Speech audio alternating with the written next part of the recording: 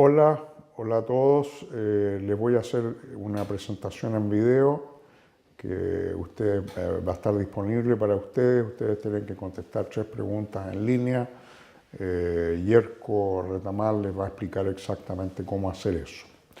Vamos a ver los modelos empíricos de crecimiento y también vamos a ver una interpretación de por qué no existe convergencia en la economía mundial, como es muy evidente para cualquiera que mira los datos. Ahora, si tomamos un modelo de Solow común y silvestre, y si asumimos que la tecnología es un bien público, disponible para cualquiera, para cualquier productor en cualquier parte del mundo, con un bien, una economía que produce un bien que se puede consumir, que se puede ahorrar, que se puede invertir, etcétera, etcétera. Países que tienen distintas combinaciones de capital por trabajador van a estar en distintos puntos de la función de producción. Ahora, si además asumimos, poco realistamente, que la tasa de ahorro y la tasa de crecimiento de la población son iguales para todos los países pobres debían crecer más rápido que los países ricos y eventualmente alcanzarlos. Los países ricos se encontrarían en un clúster cerca de su estado estacionario y los pobres se acercarían al estado estacionario creciendo más rápidamente que los países ricos durante esa transición. Entonces, las tasas de ahorro a PIB y la tasa de inversión a producto son importantes solo en la transición al estado estacionario. Ahora, el crecimiento en estado estacionario es exactamente igual para todos los países y es igual a la tasa de crecimiento del trabajo efectivo, o si ustedes quieren, a la tasa de productividad, a la productividad total de factores, si es que estamos con un modelo donde el cambio tecnológico es neutral. Bueno, habiendo dicho esto, sabemos que no es cierto que los países convergen hacia el mismo nivel de ingreso. Por el contrario, toda la evidencia que les voy a mostrar luego nos dice que ha habido una extraordinaria divergencia en la economía mundial a través del tiempo, en particular el crecimiento moderno ha ocurrido en unos pocos países y hay muy poquitos países que se habían quedado rezagados que han logrado alcanzar a los países ricos o están en proceso de hacerlo. Entonces, para poder tomar esto en cuenta, ¿no es cierto?, los economistas empíricos del crecimiento consideran que quizás cada país converge a su propio estado estacionario, donde el I estrella y el K estrella, ¿no es cierto?, están determinados por algunas condiciones iniciales que podrían ser bastante distintas de un país a otro. Y en un modelo muy sencillo, las diferencias entre países se deben exclusivamente a las diferencias en tasas de ahorro y en tasas de crecimiento de la población. Países que tienen una tasa de ahorro mayor van a alcanzar un nivel de ingreso per cápita mayor en el estado estacionario. Por otro lado, países que tienen más elevadas tasas de crecimiento de la población van a tener un nivel de ingreso en el estado estacionario que va a ser menor. O sea, hay una correlación inversa entre el crecimiento de la población e ingreso per cápita en el estado estacionario. Y una correlación positiva entre el nivel de la tasa de ahorro y el nivel del estado estacionario, del ingreso per cápita en el estado estacionario. Ahora, en modelos más complejos, miramos a condiciones iniciales adicionales. Por ejemplo, instituciones. ¿Qué tipo de instituciones? Aquí han habido varias contribuciones a la literatura. Contribuciones, por ejemplo, sabemos que algunos países que tienen que fueron colonizados por potencias europeas anglosajonas, en realidad por Reino Unido, tuvieron, esos países tuvieron tasas de crecimiento mucho más altas que países que fueron colonizados por países europeos tales como España, en el caso nuestro, Portugal, en el caso de Brasil,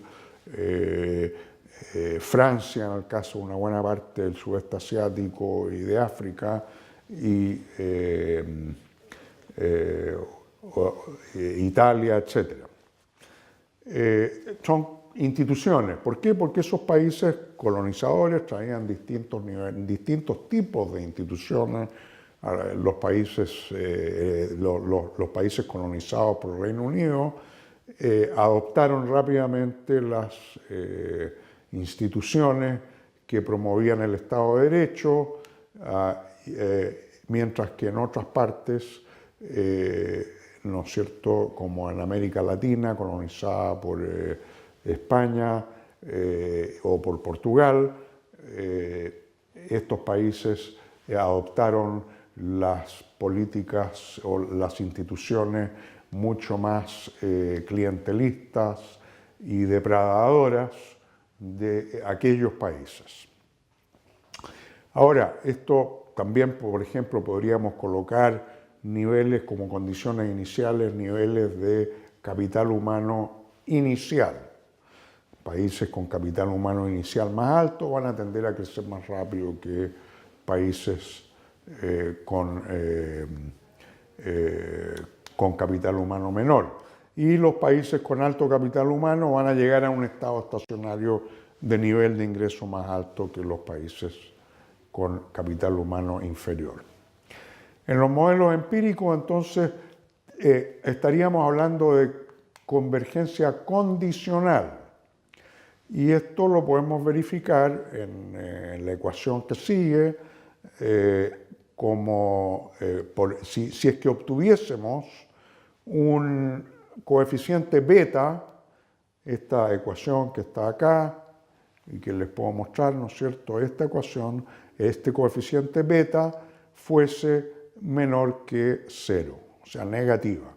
Coeficiente negativo implicaría que países, si después que controlamos por un montón de condiciones iniciales, aquí, ¿no es cierto?, que están acá, estos países, el país con menor ingreso per cápita inicial, estaría creciendo a una tasa más alta que otros países. Aquí tendríamos convergencia condicional.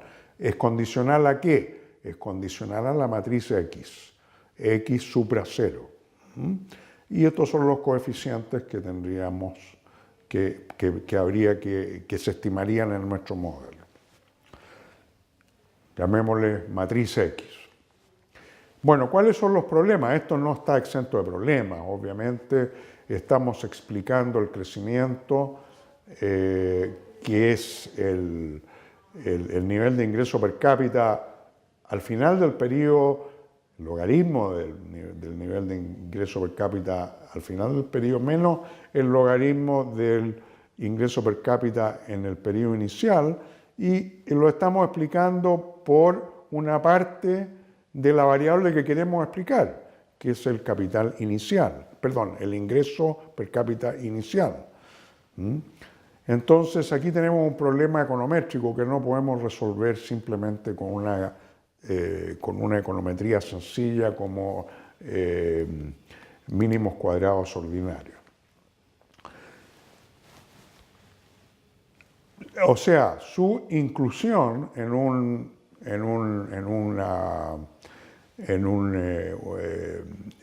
una estimación de corte transversal o en datos de panel no nos va a decir mucho, porque hay bastante persistencia en los niveles de ingreso. La mejor variable explicativa del nivel de ingreso hoy es el ingreso de ayer. Ahora, algunos autores han reemplazado, ¿no es cierto?, el nivel de ingreso inicial por variables profundas asociadas a ese nivel de ingreso y a ese país en especial. Por ejemplo, Acemoglu y otros en el año 2000 publicaron un paper muy influyente en que la mortalidad de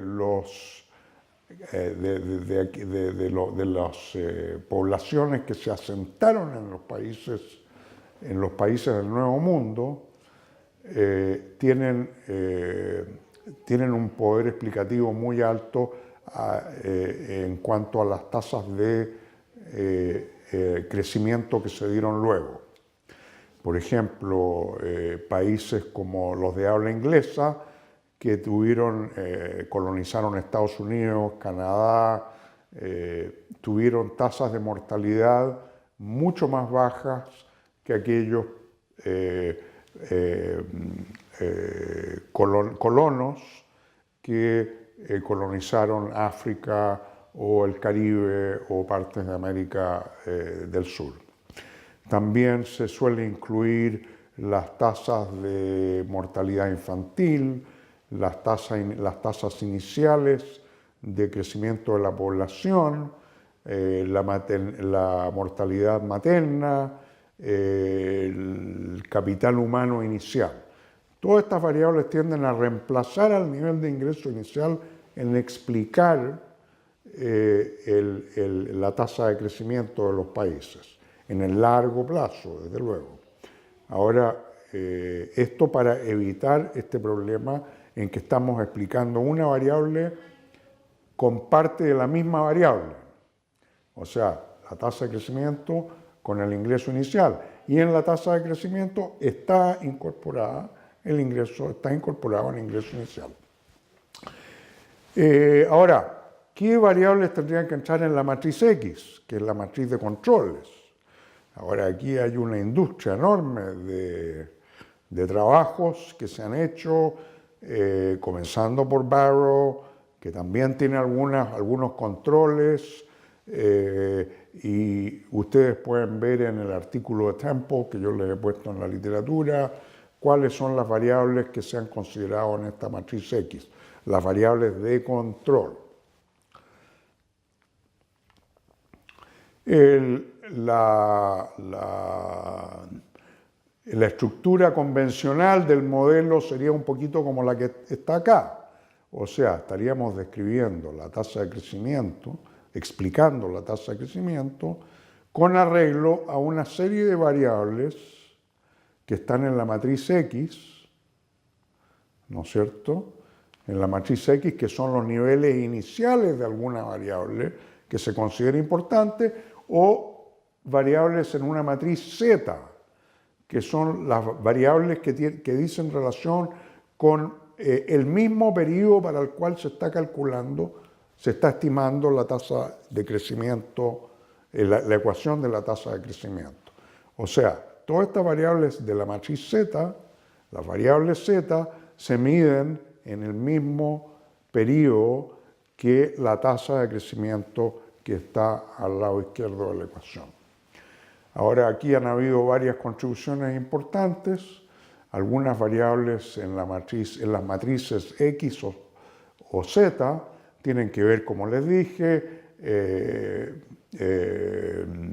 con todas estas variables demográficas iniciales, con la mortalidad de los colonos, etc., pero también con la distribución del ingreso inicial, en un paper de Alesina y Roderick, y otro paper también muy influyente de Persson y Tabellini. Hay, por supuesto, como ya les expliqué, hay algunos papers que han utilizado proxies para instituciones iniciales, Acemoglu, ya citado, otras han utilizado la inversión extranjera directa durante el periodo, sería una variable en la matriz Z. Algunos países tienen altos niveles de inversión extranjera directa en relación al PIB, otros tienen bajos niveles de inversión extranjera directa, etc. Aquí hay dos papers muy famosos, muy citados, de Blomstrom, Lipsy y Sehan, y de nuestro propio profesor de Gregorio, con un economista coreano, Lee. También hay papers donde la inversión en maquinaria y equipo durante el periodo es una importante variable explicativa. Otros papers, este es un paper de DeLong y Summers, otros papers enfatizan las condiciones financieras iniciales. Países con más profundidad financiera van a tender a crecer, van a tender a crecer más luego, en el periodo siguiente. Ahora, el problema con todos estos modelos es que, primero, los resultados no son robustos a la inclusión de nuevas variables. Le meto una variable nueva y ya todas las otras, o alguna otra, se me vuelve no significativa. Tampoco son robustos los resultados a los cambios en el periodo, en el periodo muestral que estoy tomando. Y tampoco son robustos a la metodología de estimación. Si lo hago con GMM, método generalizado de momentos, si lo hago con datos de panel, con coeficientes, con efectos fijos o efectos aleatorios, etc. Ahora, es difícil interpretar estas ecuaciones de crecimiento. ¿Qué es lo que nos dicen al final? ¿Hay convergencia o no la hay? Aparentemente, bueno, uno podría pensar que la matriz X representa estas condiciones iniciales importantes, ¿no es cierto?, que van más allá del ingreso y que determinan la tasa de crecimiento, un poquito como si cada país tuviera su estado estacionario. Pero ¿y qué pasa con la matriz Z? La matriz Z es una serie de variables del mismo periodo para el cual se estima la tasa de crecimiento. Entonces, la verdad es que no sabemos exactamente qué decir con respecto a si hay convergencia o no la hay, condicional o absoluta. Ahora también, cada uno de los coeficientes que estimamos van a ser efectos promedios para un grupo grande de países o para periodos de tiempo específicos. Pero, ¿qué es lo que nos dicen para países individuales? Podemos sacar alguna consecuencia. Podemos decir a dónde se encuentra país I digamos, en este tipo de estimación.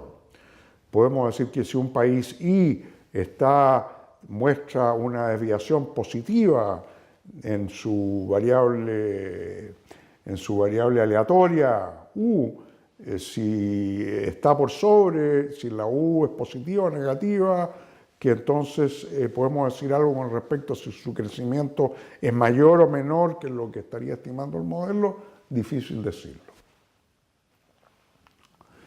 Bueno, es importante la inversión, esta es mi segunda pregunta. O sea, creo que, ¿no es cierto?, yo les he enfatizado desde el principio a ustedes que la inversión para mí, ¿no es cierto?, con los modelos que hemos estudiado, la inversión es importante no solo porque es acumulación de capital, sino que porque trae consigo progreso tecnológico. Ahora, si nosotros tomamos una muestra de 110 países para el periodo 60 a 2011, vamos a tener que una relación bastante fuerte, estadísticamente fuerte, entre la inversión y el crecimiento. Ahora, por supuesto que aquí hay endogeneidad. La inversión no es una variable propiamente exógena, porque algunos modelos que ustedes han estudiado en el pasado ¿no es cierto?, como los modelos de ciclo de vida, nos dicen que países con mayor crecimiento van a tender a ahorrar más y eso se va a convertir en mayor inversión. O sea, hay muchas razones por las cuales hay endogeneidad entre estas variables.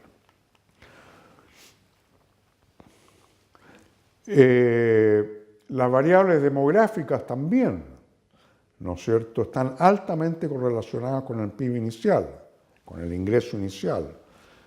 Las variables tales como la tasa de crecimiento de la población o las tasas de fertilidad, ¿no es cierto?, que implican que uno puede incluir o el ingreso inicial per cápita en la función o las variables demográficas, pero no ambas a la vez. Vamos a parar un minuto para descansar y vamos a seguir en un ratito. Gracias.